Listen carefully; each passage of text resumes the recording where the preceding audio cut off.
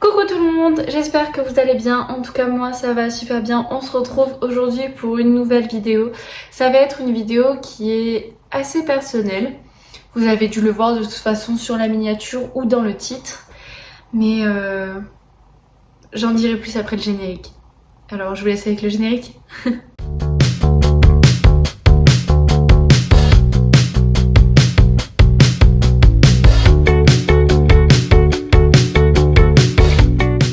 Alors aujourd'hui, comme je vous disais, ça va être une vidéo assez personnelle et qui me tient énormément à cœur.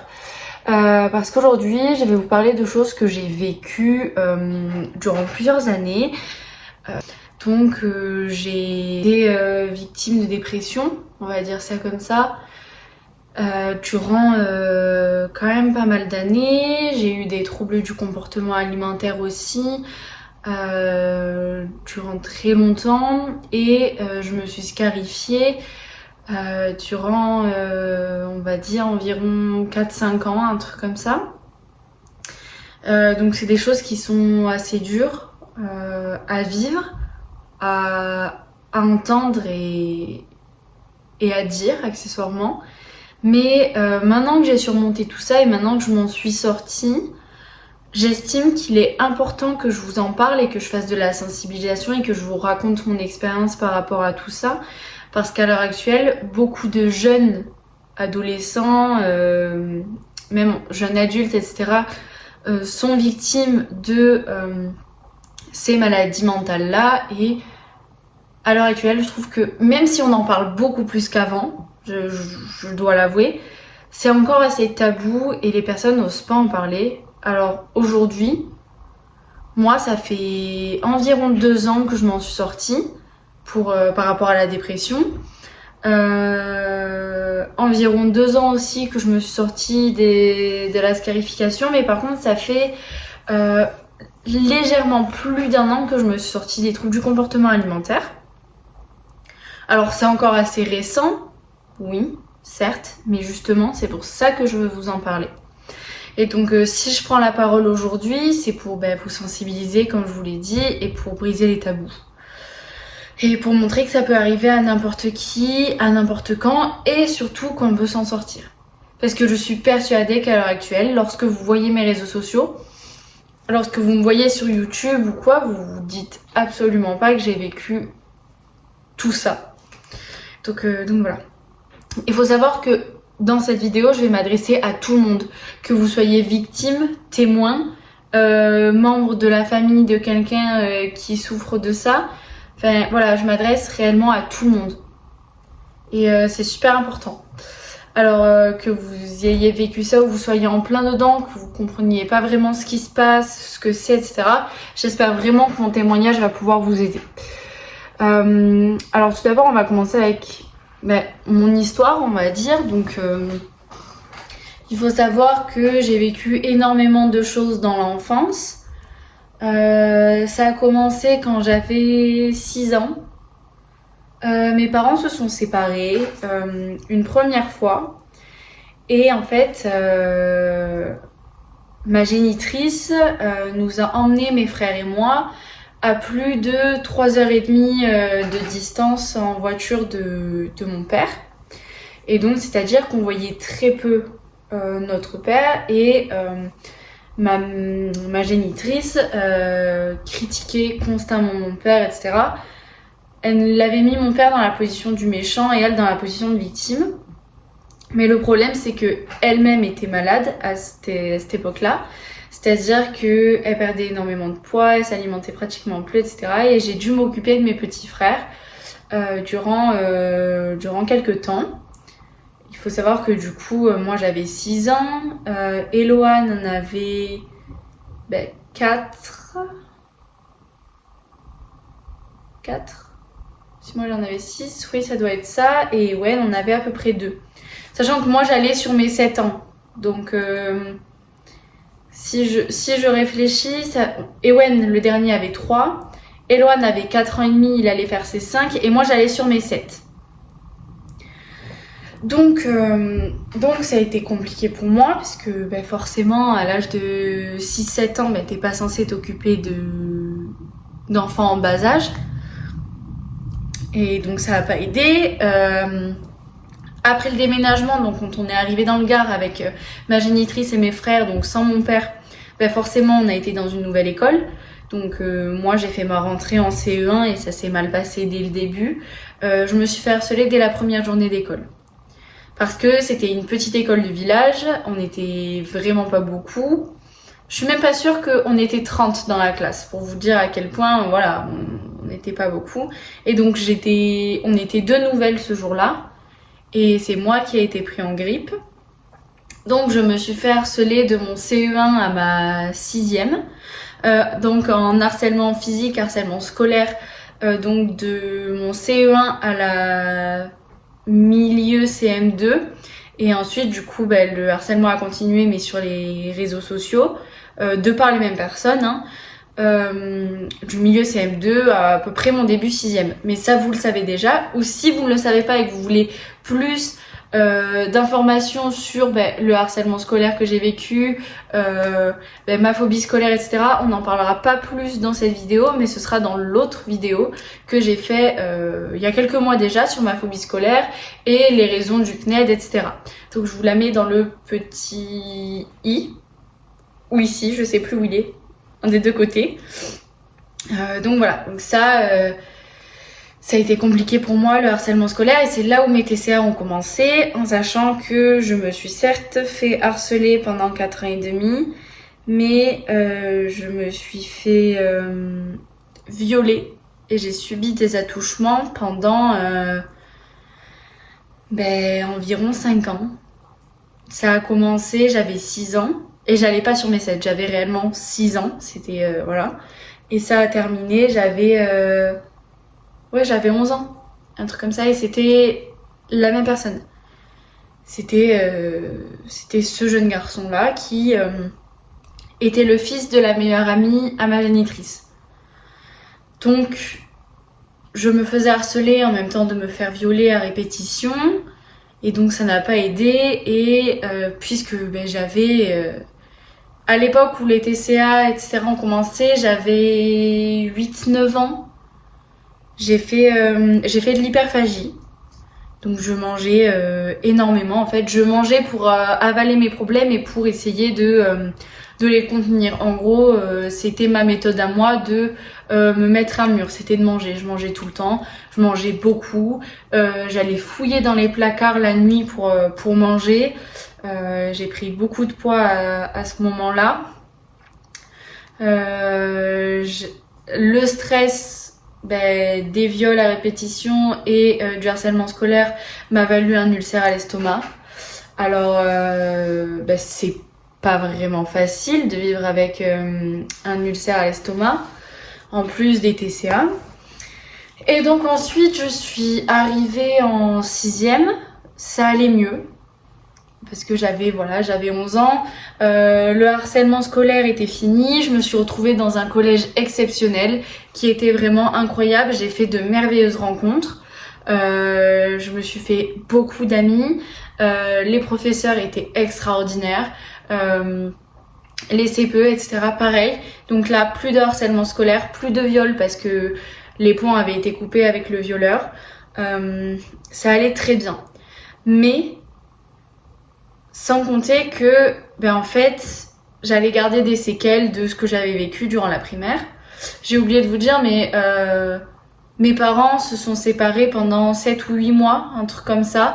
Donc c'est-à-dire que quand on a emménagé en plein été dans le Gard, je crois, ou début d'été, un truc comme ça.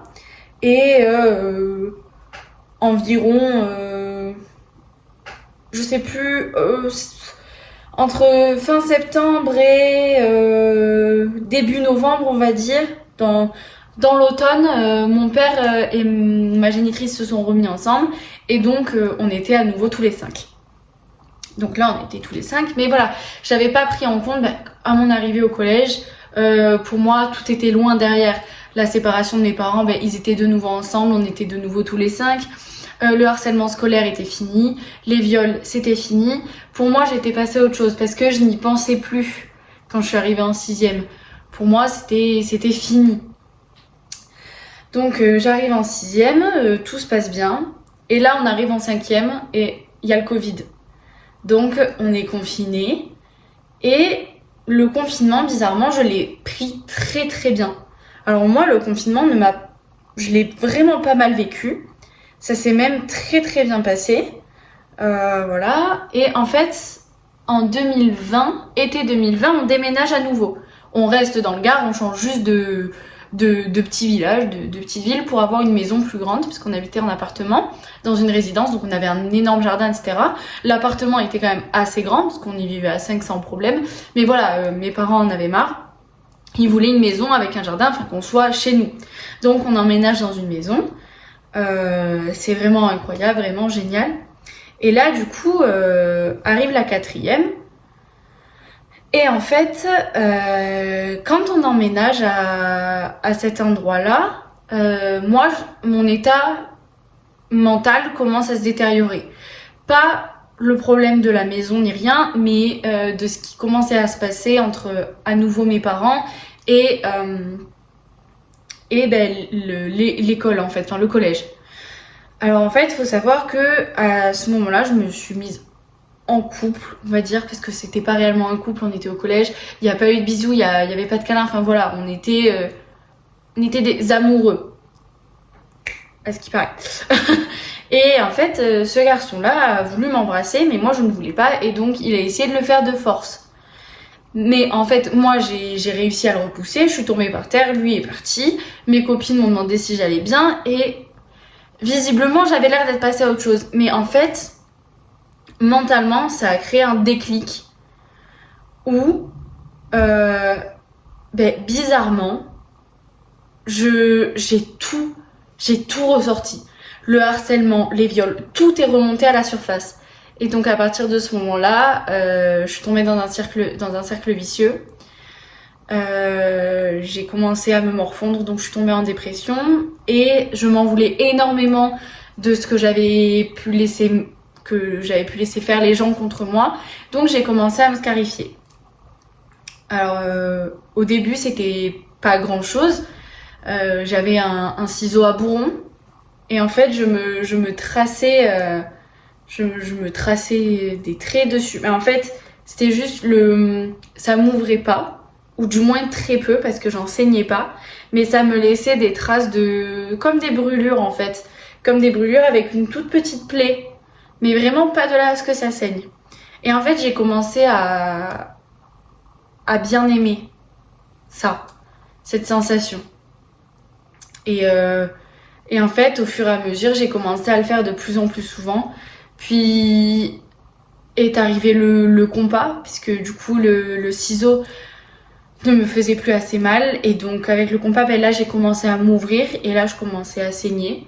Donc je désinfectais, je mettais des pansements, j'en parlais à personne. Et à force, le compas c'était obsolète, pareil, ça me faisait plus rien. Alors je suis passée à un couteau, et puis au fur et à mesure le couteau, pareil, ça ne faisait plus rien. Et je suis passée à la lame de cutter, qui là était beaucoup mieux dans mon esprit à l'époque.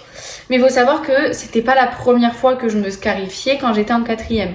Donc c'est-à-dire que j'ai commencé à me scarifier début 4e, donc j'avais 13 ans. Et je l'avais déjà fait lorsque je me faisais harceler quand j'avais 9 ans. Je l'avais fait une première fois, mais ça m'avait fait peur, alors j'avais arrêté. Il faut savoir que quand je me faisais harceler, j'ai voulu me suicider, accessoirement. J'avais 9 ans. Donc c'était quand même très compliqué. Voilà, je partais pas sur des bases saines, on va dire, en 4e. Donc la dépression, la scarification, et en fait, mon hyperphagie s'était arrêtée, milieu 6e. Et en 4e, j'ai commencé à me trouver grosse. J'ai commencé à me trouver grosse, à me trouver hideuse. Alors, j'ai voulu perdre du poids. Et là, je suis rentrée dans de l'anorexie mentale. C'est-à-dire que, au tout début, je me faisais pas vomir, en fait. Je faisais de la dysmorphobie. Donc, c'est-à-dire que je me voyais plus grosse que ce que j'étais. et je voulais du coup absolument perdre du poids. Donc j'avais réduit les quantités, je mangeais même pratiquement pas parfois. Je mangeais peut-être un repas par jour et encore. Donc c'était très compliqué. Ma famille ne faisait pas réellement attention à moi à ce moment-là. Avec ma génitrice, ça a commencé à péter à ce moment-là. On se disputait énormément, on se parlait pratiquement plus, on avait du mal à communiquer. Et parce qu'en fait, je me suis défait de son emprise à ce moment-là, mais ça, c'est un sujet que j'ai pas vraiment envie d'aborder à l'heure actuelle. Mais en fait, ce qui m'a plongée dans la dépression, dans la scarification, etc., c'était vraiment ma vie, mon enfance. C'était les souvenirs de mon enfance, les souvenirs des viols, du harcèlement. Et en fait, il a juste fallu qu'un garçon s'approche de moi trop brusquement et veuille m'embrasser sans mon consentement pour que ça fasse tout ressurgir.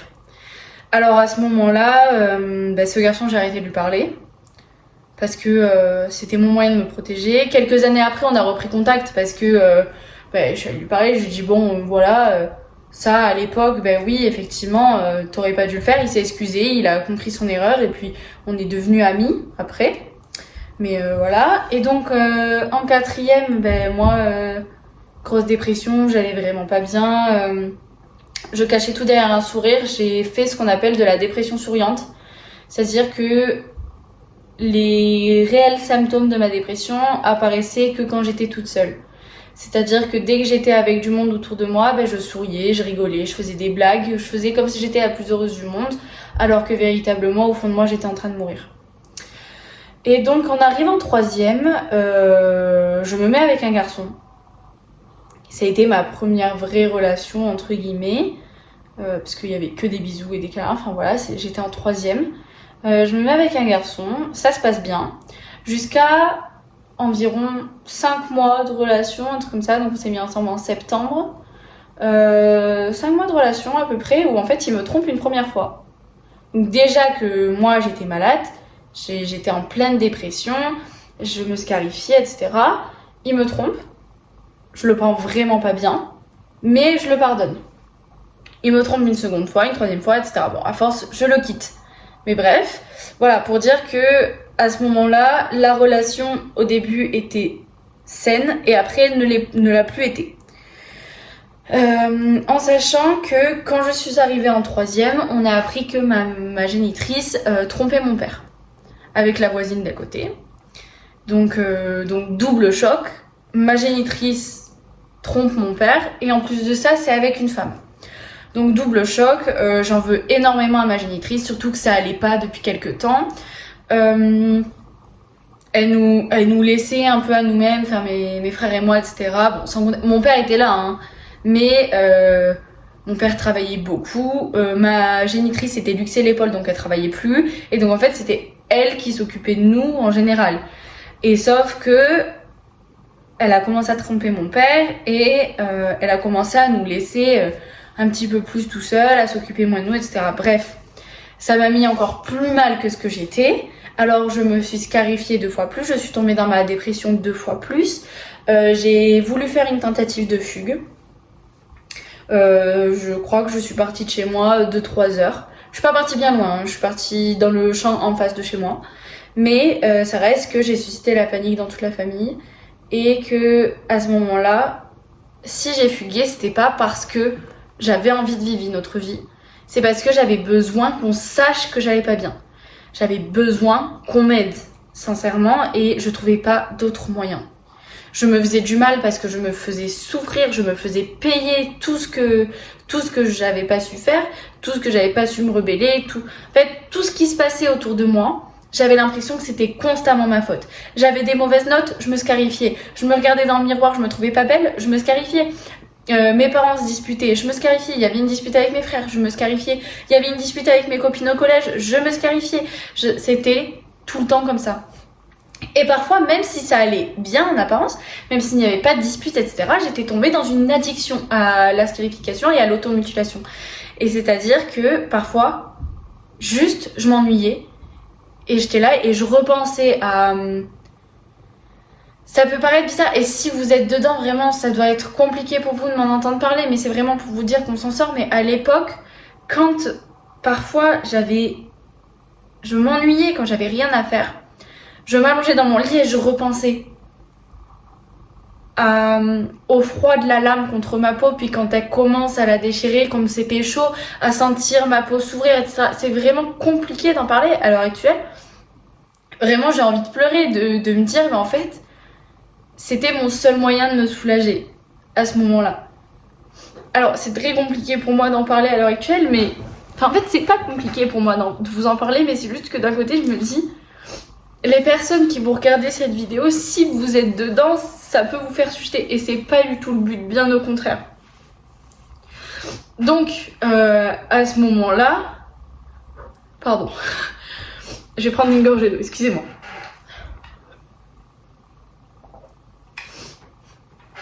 Donc à ce moment-là, j'allais vraiment pas bien.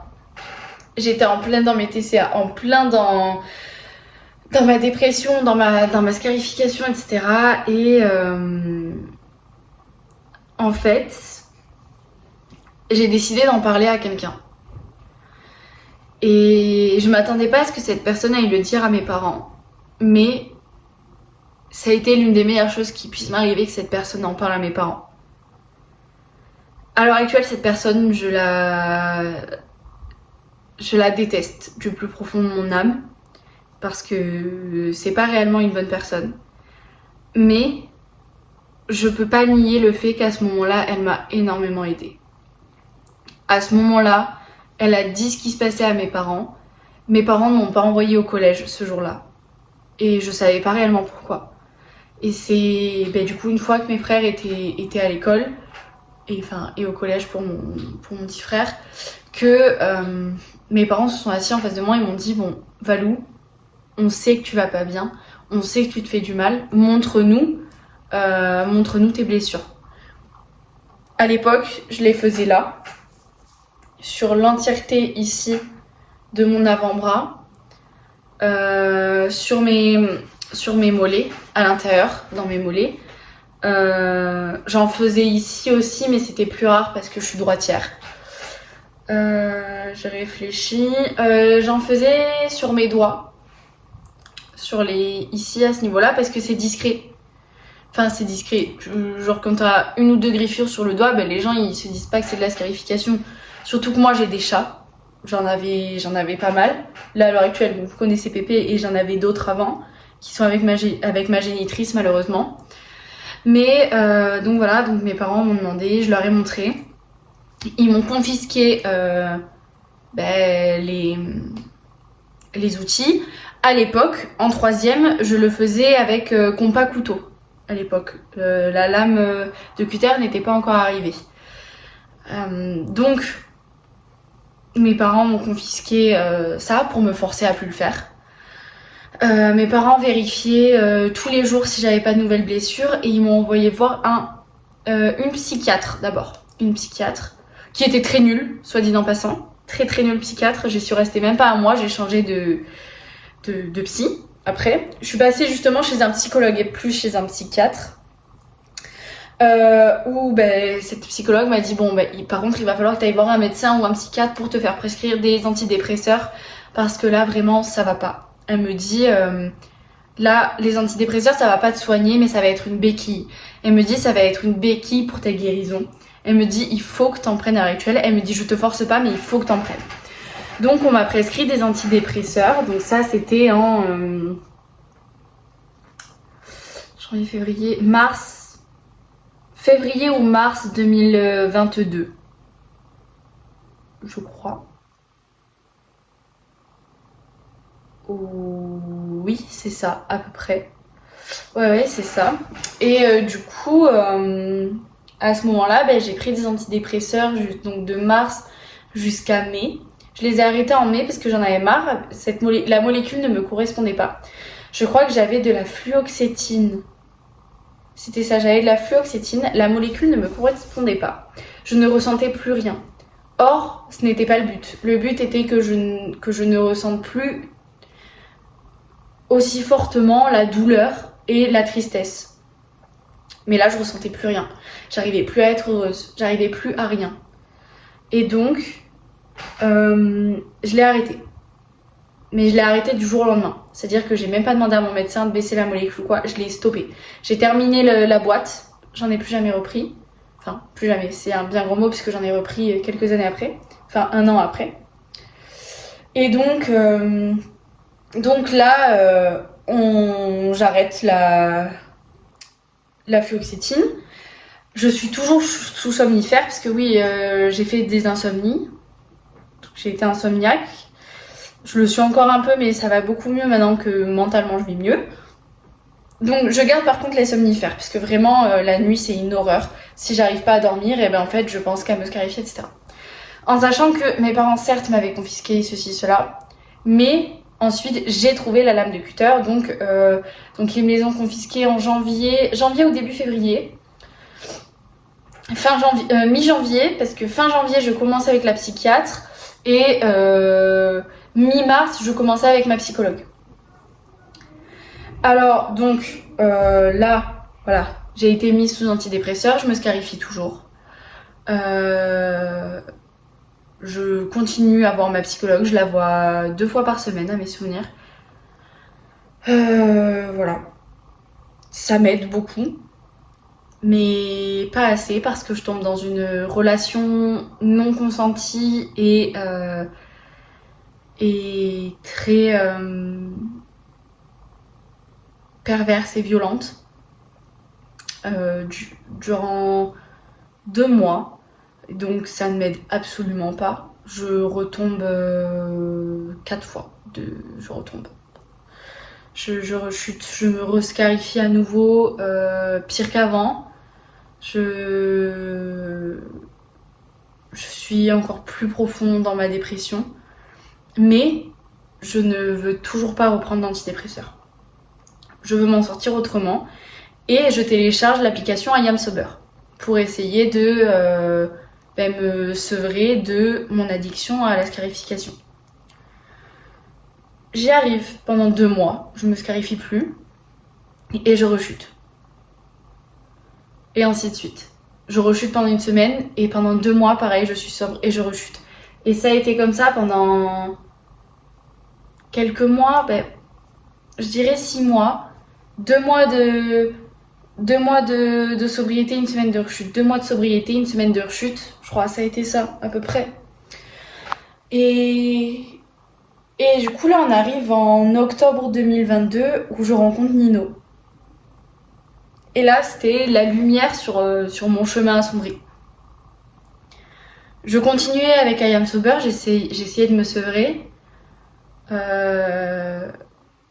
J'avais l'impression de sortir petit à petit de ma dépression.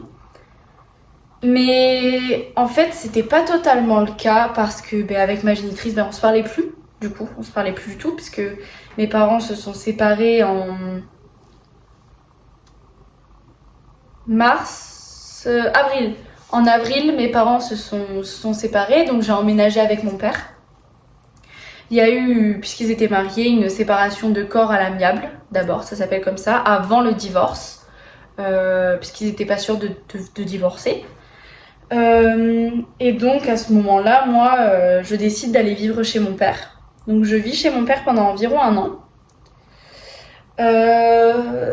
Donc là, je suis chez mon père, ça va un petit peu mieux puisque voilà, je vis plus avec ma mère. J'étais avec le fameux garçon qui m'a trompée. Je le quitte, du coup, en mai. Et en juin, je me mets avec le garçon où la relation n'était absolument pas consentie. Il ne m'a pas laissé le choix. Et en fait, avec mes traumatismes passés par rapport au viol, etc., mon cerveau a eu peur de se défendre et donc se laisser errer dans la relation. Donc il s'est passé plein de choses non consenties, des attouchements, etc. Bref, ça, comme je vous disais, ça m'a pas aidée. Et donc en mi-août, je le quitte. Je prends mon courage à 2 mains, j'arrive à le quitter, j'ai un déclic. Et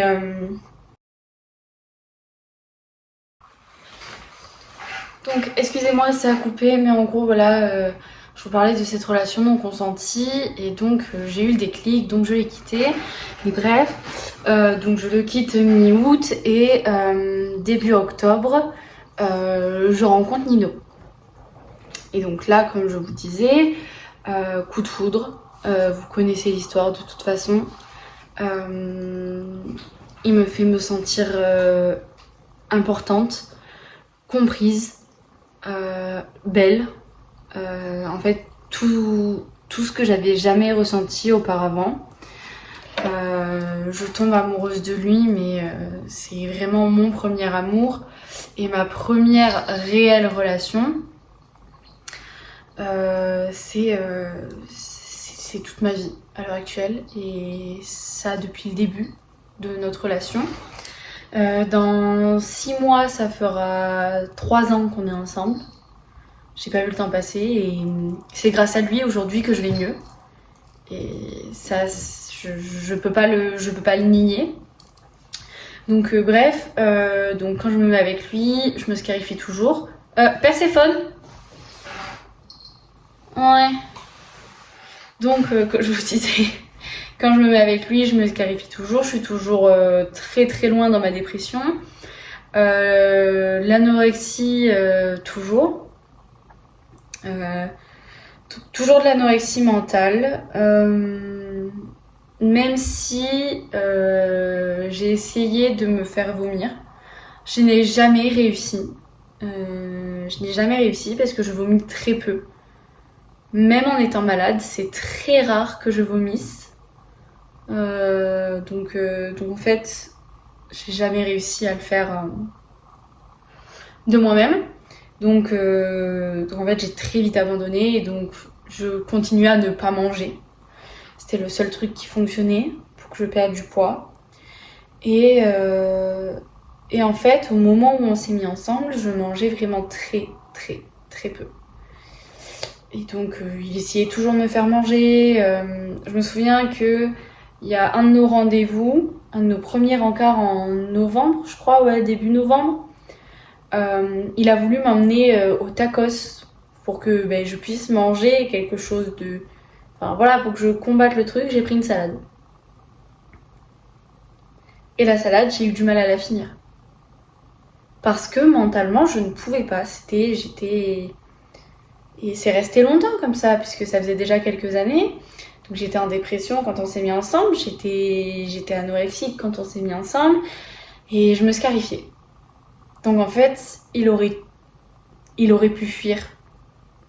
Mais il aurait même beaucoup fui. Enfin, je lui ai dit, je fais pourquoi tu restes avec moi? Je me souviens au début de la relation, j'ai dit mais t'es sûre de vouloir te mettre en couple avec moi? T'es sûre de vouloir rester avec moi?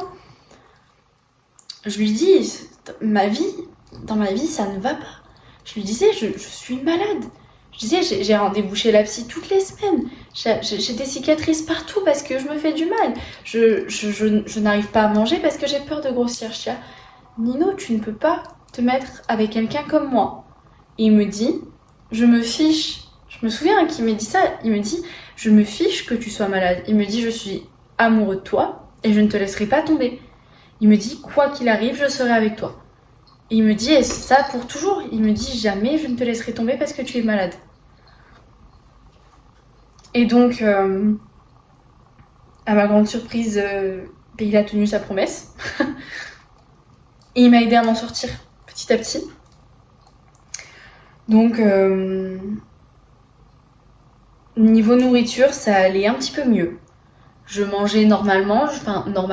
Je mangeais encore des quantités très très faibles, mais je mangeais à tous les repas. Chose que je ne faisais plus. J'ai rencontré ses parents, et là, sa mère a fait en sorte que je mange à chaque fois. Dès qu'on allait la voir, dès qu'elle savait que je mangeais avec eux, elle me faisait mon repas préféré pour être sûre que je mange. Sa famille aussi m'a beaucoup aidée. Parce que ses parents ont été très présents pour moi. Donc voilà, et on arrive en février-mars 2023. Et là, je décide de sincèrement m'en sortir. Je décide de m'en sortir et d'arrêter de me voiler la face. D'arrêter de me dire je m'en sors, etc. Mais toujours trouver des solutions pour ne pas m'en sortir. Et donc j'arrête de me scarifier. J'arrête de me scarifier et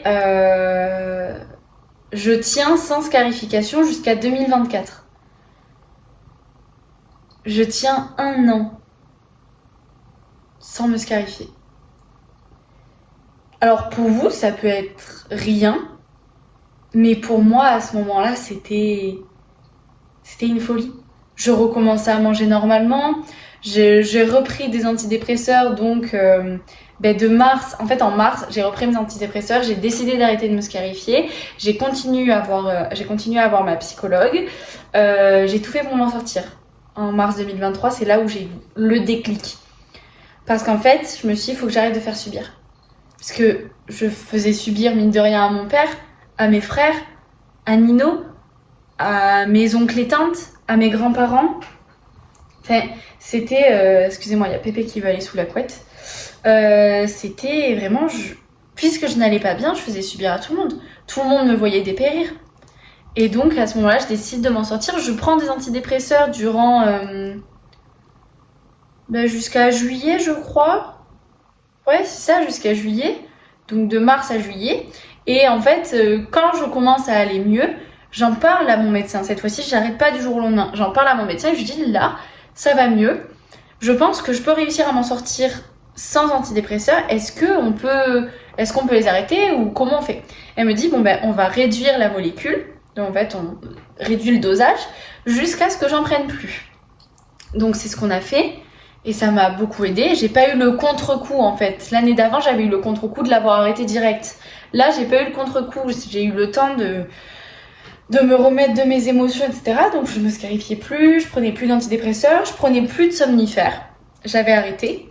Et là, je déménage dans le Tarn en août 2023. Parce que, comme vous le savez, mon oncle tombe gravement malade. Enfin, il était déjà gravement malade depuis longtemps. Il avait cancer de la moelle épinière. Mais ça s'aggrave. Et on ne sait pas si ça va durer ou voilà. On ne savait pas. Donc, mon père en avait marre. De toute façon, on en avait marre de vivre dans le Gard, etc. On avait trop de mauvais souvenirs. Donc, on décide d'aller dans le Tarn. Donc, je rejoins ma famille, ça va mieux. Je me retrouve dans une ville saine où je peux tout recommencer à zéro, où j'ai ma famille avec moi, puisque du coup on était loin de ma famille et ça c'était compliqué pour moi. J'ai ma famille avec moi, etc. Le seul problème, c'est que je n'ai plus d'amis. Et plus de petite amie. Enfin, je suis toujours en couple avec lui, mais on se voit plus. On a de la distance, on a 4 heures de route qui nous séparent. C'est compliqué de se voir, enfin... Donc, je vais mieux, mais ça reste compliqué. Je ne me scarifie plus, je remange à peu près normalement, enfin voilà, je suis sur le bon chemin. Avec Nino, on arrive à se voir en août, on se voit en septembre, on se voit en octobre, et en fait... Fin octobre, mon oncle est hospitalisé à la maison. Et le médecin nous apprend que... Pardon. Le médecin nous apprend qu'il lui reste quelques semaines à vivre. Donc on a une échéance très vague parce que quelques semaines, ça peut être 2 mois, comme ça peut être 1 semaine. C'est très compliqué. Je l'apprends avant de partir chez Nino. Mais je décide de partir quand même, parce qu'à ce moment-là, j'ai besoin de voir Nino, j'ai besoin de l'avoir auprès de moi, et quoi qu'il en soit, j'avais dit à mes parents, si jamais il se passe quoi que ce soit, si jamais ça se détériore beaucoup et que vous savez pas s'il peut décéder dans les prochaines heures ou quoi, je rentre. Donc, je passe les 2 semaines de vacances là-bas, en sachant que voilà, en septembre, j'étais dans un nouveau lycée. Je passe les 2 semaines de vacances chez Nino, tout va bien. J'arrive à avoir mon oncle au téléphone 2-3 fois pendant les 2 semaines. Je vois que son état commence à se dépérir, mais ça va. J'ai le temps de profiter de mes vacances et de rentrer. je rentre, je retourne au lycée du coup à la rentrée durant les 3 premiers jours. Et le mercredi, après mes cours, Nino était avec nous. Je voulais qu'il reste avec nous. Vu l'état de mon oncle, j'avais besoin qu'il soit avec moi. Donc, je vais en cours le mercredi midi après le lycée. Nino me dit viens, on va manger au McDo, je te change les idées. Ok, trop bien, on va manger au McDo. On termine le repas et mon père m'appelle et me dit faut que tu viennes parce que là ça va pas. Son état commence à se détériorer, donc en fait faut que tu viennes le voir maintenant pour... faut que tu rentres quoi. Donc on y va. L'état de mon oncle s'est vachement dégradé. Et là c'est très compliqué pour moi. Très très compliqué pour moi. Et donc à ce moment-là en fait, mine de rien, je rechute, mais parce que mon oncle pour moi c'était comme mon grand frère. Il est décédé, il avait 22 ans. Moi j'en avais 16 du coup, c'était il y a un an et quelques maintenant. Et en fait c'est très compliqué parce que on n'a pas beaucoup d'écart.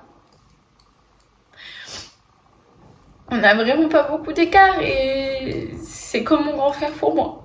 Et donc à ce moment-là je retourne plus au lycée, je reste à son chevet pendant 2 semaines jusqu'à son décès. Et là il décède. Et donc en sachant que pendant les 2 semaines où j'étais à son chevet, s'alimenter c'est compliqué quand il y a quelqu'un de sa famille qui est en train de partir. C'est compliqué et donc en fait mine de rien je retombe dans l'anorexie. Et j'ai fait pas attention. Alors là mon tonton s'en va, il décède et du coup Nino rentre chez lui 2 jours avant l'enterrement parce qu'il a pas le choix. Et donc j'enterre l'une des personnes les plus importantes de ma vie. Et là en fait moi qui m'en étais à peu près sortie, je retombe très bas. Et j'ai du mal à m'alimenter, j'arrive plus à retourner au lycée. Et j'arrive plus à dormir la nuit, je pleure constamment, je hurle de douleur, j'ai perdu un pilier. J'ai perdu l'un des piliers de ma vie. Et ça a été très très très compliqué de s'en remettre. Surtout qu'à ce moment-là, je retournais chez ma génitrice depuis septembre. Parce que je voulais changer les choses. Comme vous avez dit, en mars 2023, j'ai eu ce déclic de il faut que ça change. Et donc en fait, j'ai essayé de me réconcilier avec tout le monde. J'ai essayé de bien recommencer ma vie. Et en fait, j'aurais jamais dû. Enfin si, j'ai bien fait parce que j'ai sauvé mes frères de ma génitrice, mais d'un côté j'aurais jamais dû retourner là-bas parce que c'était horrible. C'était horrible parce que elle est pas bien. Que on n'a pas de nourriture, donc déjà que moi j'étais retombée dans mon anorexie, imaginez le fait de pas avoir de nourriture, enfin voilà, ça reste très compliqué. Et donc ça va vraiment pas. Et en fait, il y a un soir, je craque. Je me rescarifie. Ça faisait presque 2 ans que j'étais sobre. Je me rescarifie un soir, je craque. Mais, self-control. Je me scarifie ce jour-là. À la minute où j'ai posé la lame et où j'ai regardé les blessures, je me suis effondrée. Et je me suis promis que plus jamais je recommencerai. Et donc là, maintenant, ça fait 1 an que j'ai pas eu de rechute. Donc j'ai été sobre pendant pratiquement 2 ans. Une rechute un soir. Et à nouveau 1 an là où je suis sobre et je me suis plus jamais scarifiée. Plus jamais fait de mal. Donc je voyais toujours une psychologue, j'ai changé puisque j'ai déménagé. Mais j'en voyais toujours une qui m'a beaucoup aidée. Avec Nino, du coup, on se voyait quand même peu. Enfin, peu. Oui, on était en distance, quoi. Donc voilà.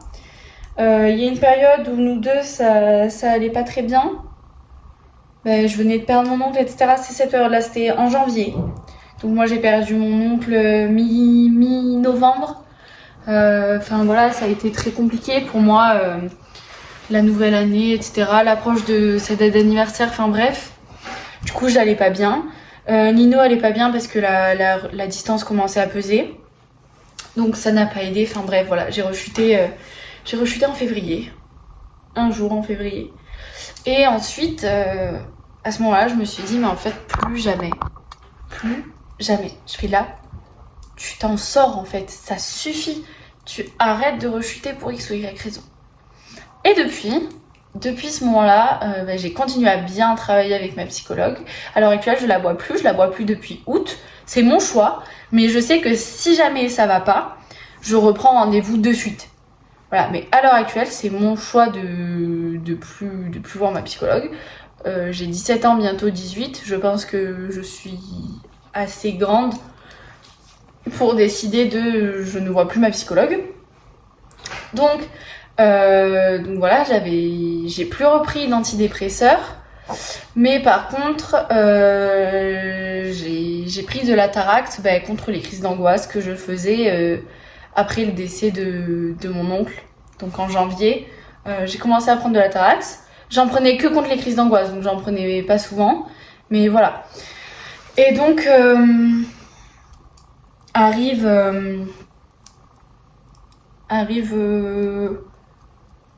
mai. Et donc ça faisait quelque temps que voilà, j'avais arrêté de me scarifier, j'allais beaucoup mieux. Mais arrive la feria d'Alès, donc on y va, etc. Je me lance accessoirement sur YouTube dans ces eaux-là. Et en fait, ça va beaucoup mieux. Mais parce qu'en fait, j'étais pas retombée réellement dans ma dépression et dans mon anorexie. C'était juste une rechute à cause du décès de mon oncle. Mais sinon, j'étais pas retombée dedans comme avant. Et donc, en fait, j'ai pu m'en sortir beaucoup mieux. Et du coup, à l'heure actuelle, ça va bientôt faire 1 an. Enfin là, ça fait 1 an que je suis totalement remise de tout ça. 1 an que je me suis pas scarifiée. 1 an que ma dépression, voilà. Ça fait quelques temps que j'ai pas réellement fait de crise d'angoisse. Je dors mieux, etc. Il y a aussi le fait que Nino est venu emménager à côté, donc on se voit tout le temps. On n'a plus cette distance. Donc ça, il a commencé à emménager avec nous vers mai-juin. Donc ça aide beaucoup. J'ai redéménagé entre-temps, ce qui m'a encore plus aidé parce que j'ai repris un nouveau départ où là, je vis une vie incroyable. Franchement, je vis très bien. J'ai coupé les ponts avec les personnes qui ne me correspondaient plus, avec les personnes qui me faisaient souffrir. En fait, je suis repartie à zéro et je suis repartie avec une base incroyable. Mais parce que j'ai décidé de m'en sortir. J'ai décidé de passer au-dessus de ma dépression, de passer au-dessus de mes idées noires, passer au-dessus de la scarification, passer au-dessus des TCA. À l'heure actuelle, j'ai encore des séquelles. Parfois, je me regarde dans le miroir, je me dis « Oh, je suis un peu grosse ». Et après, je regarde Nino, je fais « Est-ce que tu me trouves grosse là ? Est-ce que… » Et il me dit « Non, t'es pas grosse ». Il vient avec moi, il me dit « Regarde, non, t'es pas grosse, t'es comme ci, t'es comme ça ». Il me dit « Regarde comme t'es belle, etc. » À l'heure actuelle, je me trouve belle. Je me sens bien dans mon corps, je me sens bien dans ma peau, je trouve mon visage magnifique, j'ai des cheveux incroyables. Je m'aime. Je m'aime en ce moment. Et ça fait quelques semaines là déjà, ça fait quelques mois même. Je m'aime, je me sens bien dans mon corps. J'ai repris une activité physique avec Nino, là on a décidé de se remettre au sport. À l'heure actuelle, je me sens bien. Et c'est parce que j'ai eu ce déclic, mais parce que j'ai eu ma famille derrière moi. J'ai eu Nino qui m'a boosté, j'ai eu mon père qui m'a boosté, mes frères, j'ai eu mes oncles, mes tantes, mes grands-parents. J'ai eu ma famille, j'ai eu mes amis aussi, parce que j'ai eu pas mal d'amis qui ont été derrière moi et qui m'ont vachement boosté à m'en sortir. L'application I Am Sober m'a énormément aidée, la psychologue m'a beaucoup aidée, et en fait… ce que je retiens à l'heure d'aujourd'hui, c'est que même si vous êtes plus bas que terre, même si le monde s'acharne sur vous, même si vous avez l'impression que le ciel vous tombe sur la tête, ça ira. Ça ira. Et en sachant que là, je vous ai raconté des trucs, mais vous avez même pas la moitié de l'histoire. Parce que je peux pas. Il y a des choses que je peux pas raconter sur les réseaux sociaux. Cette vidéo, elle en dit déjà beaucoup trop. Mais je pense qu'elle est importante, cette vidéo. Elle est remplie d'émotions, elle est remplie d'espoir, cette vidéo. Parce que sincèrement, je m'en suis sortie. Et à l'heure actuelle, je suis très fière de moi. À l'heure actuelle, je me trouve très forte. Mentalement, je me trouve très forte. Parce que j'ai réussi à m'en sortir. Et pas toute seule, bien évidemment, vous vous en sortirez jamais seule. Vous avez besoin des gens autour. Vous avez besoin de soutien, vous avez besoin d'aide. Et il faut oser le demander. Et c'est ça. C'est l'un des passages les plus compliqués de la guérison et du passage à une vie saine, on va dire. C'est réussir à demander de l'aide. Faut oser. Il faut demander de l'aide. Faut oser. Parce que ce que je retiens aujourd'hui, c'est vraiment que si j'avais été toute seule, jamais je m'en serais sortie. Et que d'un côté, si j'avais pas rencontré Nino, à l'heure actuelle, je serais morte. Et c'est malheureux, hein, c'est très triste. Mais c'est vrai, si j'avais pas rencontré Nino, à l'heure actuelle, je me serais suicidée. Je serais passée à l'acte. Je serais passée à l'acte et je le sais. Je le sais au plus profond de moi.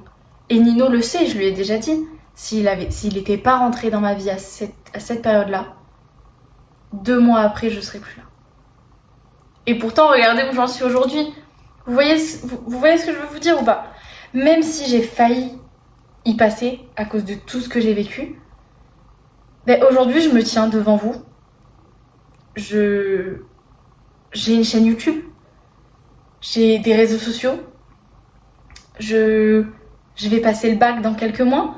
Mes 18 ans, pareil, dans quelques mois, alors que je me voyais pas dépasser les 16 ans. Et encore 16 ans, je suis bien gentille. J'ai des cicatrices, oui. Sur le corps, j'en ai, oui.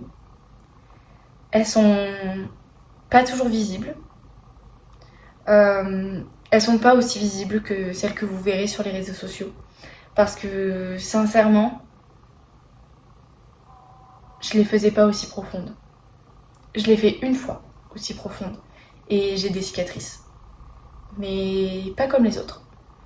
C'est ce qui m'a toujours paru bizarre, mes cicatrices n'ont jamais ressemblé à celles des autres. Mon cœur a été brisé une centaine de fois. Et pourtant aujourd'hui, il est tout beau et il bat à 1000 à l'heure.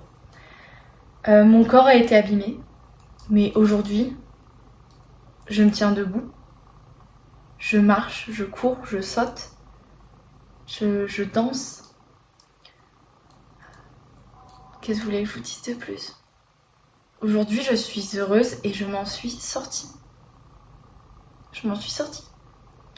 Mais les choses qui m'ont aidée, c'est vraiment mes amis, ma famille. L'application I Am Sober m'a énormément aidée aussi parce que voir les jours qui défilent en disant bah, aujourd'hui j'ai rien fait. Bah, regarde, ça fait 1 semaine que j'ai rien fait. Ah bah 2 mois, 3 mois, 4 mois, 6 mois, 1 an. Et ouais, parce que je les ai atteints. À l'heure actuelle, je l'ai plus, cette application. Parce que j'ai plus besoin d'elle pour me dire bah, ça fait tant de temps que je suis sobre. Mais elle m'a beaucoup servi. Et les psychologues aussi, beaucoup. C'est compliqué de passer le cap d'aller voir un psy. Mais ça nous aide tellement. Et moi, ce que je dirais à quelqu'un qui vit la même situation à l'heure actuelle, c'est te laisse pas sombrer. Trouve un point d'accroche. Trouve quelqu'un ou quelque chose qui te permet de t'accrocher à la vie et trouve cette motivation de t'en sortir. Et surtout, entoure-toi bien. Les fréquentations, on en a aussi pour beaucoup de choses. Entoure-toi très bien. Et sauve-toi. Tu peux réussir et tu vas y arriver. Tu vas réussir. Parce que tu as cette force en toi. Et cette force, il n'y a que toi qui peux la sortir. Mais avec de l'aide. N'essaie pas de t'en sortir tout seul. Tu n'y arriveras pas. Ça te fera plonger encore plus. Mais avec les autres et avec des personnes qui sont bonnes pour toi et en étant bien entouré, tu t'en sortiras et tu brilleras de 1000 feux, j'en suis sûre et certaine. Si tu vis cette situation en ce moment, tu peux m'envoyer un message. Tu peux mettre un commentaire, tu peux m'envoyer un message sur mon TikTok ou sur mon Insta. Tu peux. Je serai là, je t'aiderai, je te répondrai, je répondrai à toutes tes questions. Mais sache que tu n'es pas seule dans cette situation et qu'on est plus que ce que tu penses. Et que c'est important de réussir à en parler. Vous pouvez contacter ces numéros-là. Si jamais un jour vous avez vraiment besoin d'aide et que personne ne peut être là pour vous, vous pouvez contacter ces numéros-là. Il faut vraiment que tu en parles et que tu peux t'en sortir. Parce que vraiment, si tu as besoin d'aide, si tu as besoin d'en parler, de contacter un professionnel ou quoi, tu peux réellement contacter ces numéros-là et il faut que tu le fasses. Après, il n'y a que toi qui peux décider de t'en sortir. Si tu veux pas t'en sortir, les gens n'y arriveront pas à ta place. Il faut que tu arrives à avoir ce déclic et à vouloir t'en sortir. Mais voilà. J'espère que cette vidéo n'aura pas été compliquée pour vous. Certains passages, comme vous l'avez vu, a été compliqué à tourner, à dire, parce que il y a certaines blessures qui sont encore fraîches. Mais elles sont guéries. Elles sont juste fraîches. C'est les cicatrices. Vous savez, les premiers mois, les cicatrices, parfois, quand il fait froid, ça pique. Quand il fait chaud, ça brûle. Et bien là, c'est pareil. Il faut juste laisser le temps à ce que les cicatrices se réparent. Et à ce que les blessures cicatrisent, justement. Mais voilà, j'espère que cette vidéo vous aura aidé. En tout cas, elle est là pour ça. Si jamais vous avez besoin d'aide, je le répéterai encore et encore, vous pouvez venir me parler. Vous pouvez contacter les numéros que je vous ai mis juste avant. Et vous pouvez en parler à quelqu'un de confiance.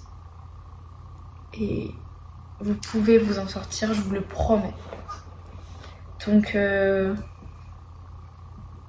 là, je vais pas vous demander de vous abonner à quoi que ce soit. Sincèrement, je vais pas vous le demander. Mais faites-le si vous en avez envie. De toute façon, je vous ai mis mon TikTok et mon Insta juste avant. Alors là, je vous fais juste des gros bisous. J'espère sincèrement que je vous aurai aidé. J'espère sincèrement que si vous avez besoin d'aide, vous me contacterez ou vous contacterez les personnes que je vous ai mis. Mais je vous fais des bisous. À dimanche prochain, 10h pour une nouvelle vidéo. Ciao ciao! Hop, du coup, comme à chaque fin de vidéo, vous avez ma chaîne YouTube et la dernière vidéo sortie.